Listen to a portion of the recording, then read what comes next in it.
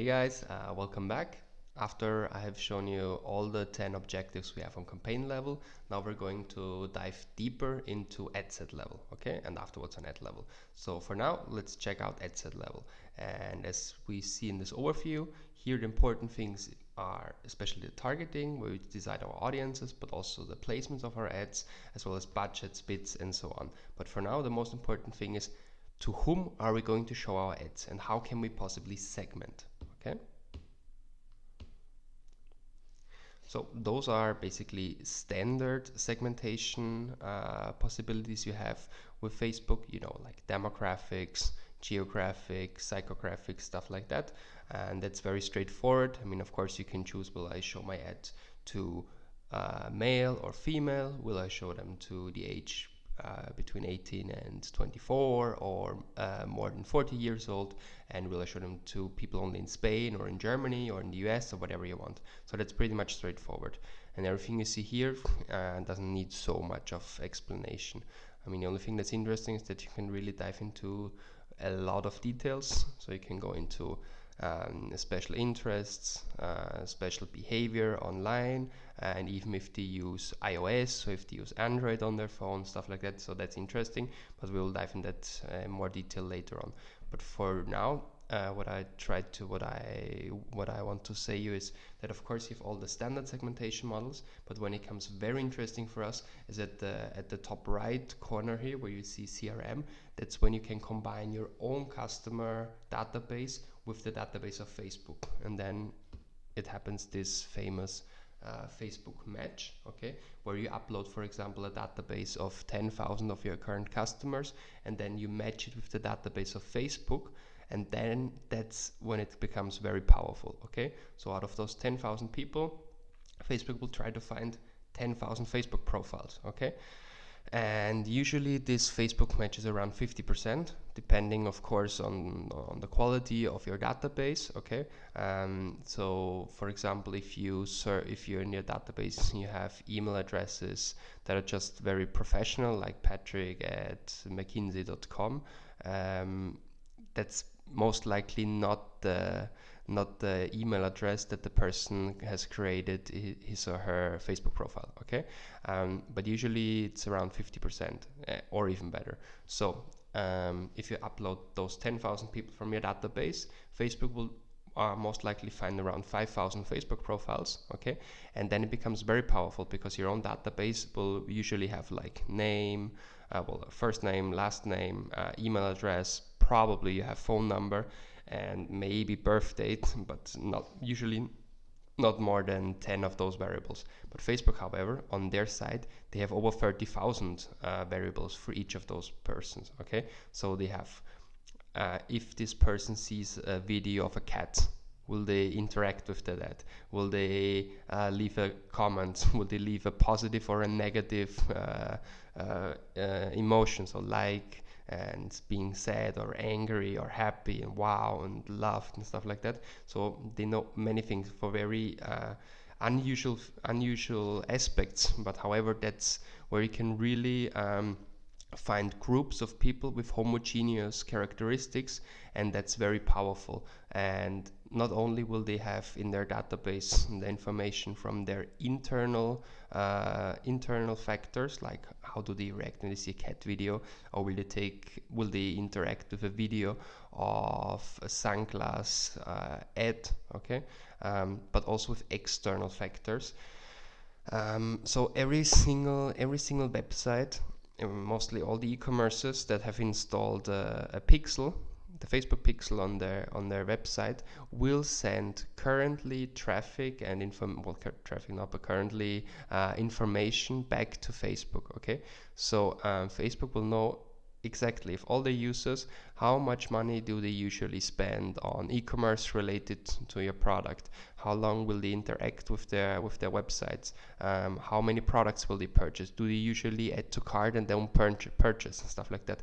And all of those more than 30,000 variables for each line of customer is very powerful, and you can access that very easily. You simply have to upload your own data to the Facebook match like this, and then all the people in the middle, which will you can see here like the overlap between the gray and the blue area here, and that's your custom audience, and it becomes even more powerful when you create a lookalike audience out of that.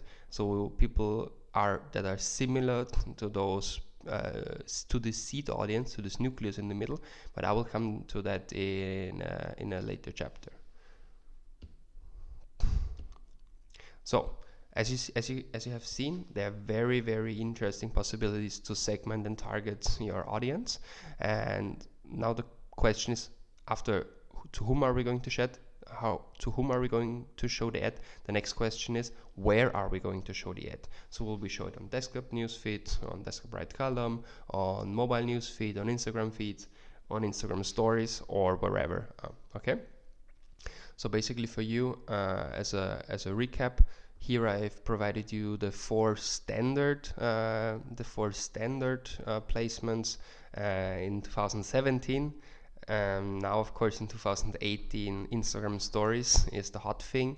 Facebook also added the audience network, which is basically very similar to the Google Display Network. So a huge network of different publishers where you can show your ads. And the cool thing is that the audience network is a pure mobile placement, so it just includes apps like Tinder, for example, where your ad can also show. And what you can do if you say, well, I don't want my ad to be shown on Tinder, for example, you can blacklist specific ad applications, so you won't show there. Okay. Another very hot thing is Facebook Messenger.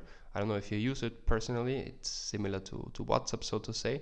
And in Facebook Messenger, you also have three options to show your ads in the home screen or within sponsored messages, or you can even instead of bringing people to external destination URL, you can bring them to your Facebook Messenger and it will open the Messenger conversation with them. And of course, I have prepared a full model for the Facebook Messenger ads for you as well. Yeah, so that's basically it. So where can you show your ad? What do you think personally? What do you think? Where is it the most profitable for you? What do you think? Like, where can you show it so that the most people will convert at the end of the day? So think about it for a couple of seconds. Where do you want to show your ads?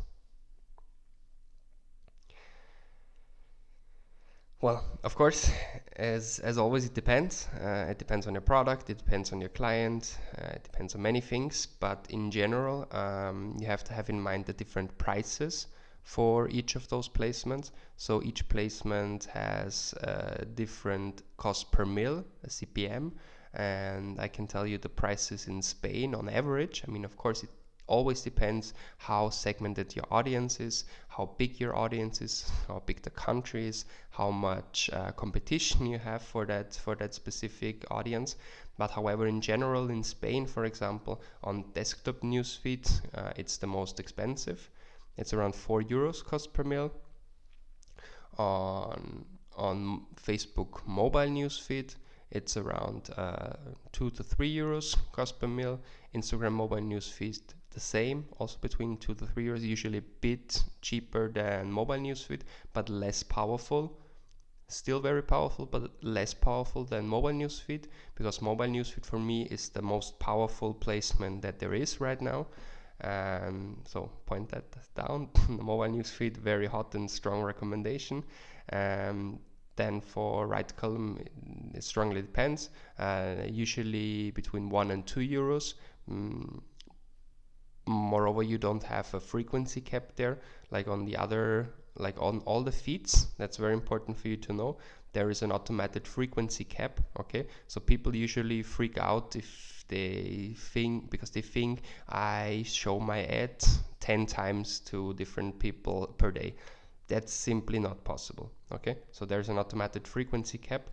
If this person has liked your page, the frequency cap is 4. So if a person has put like to your page, the maximum is 4.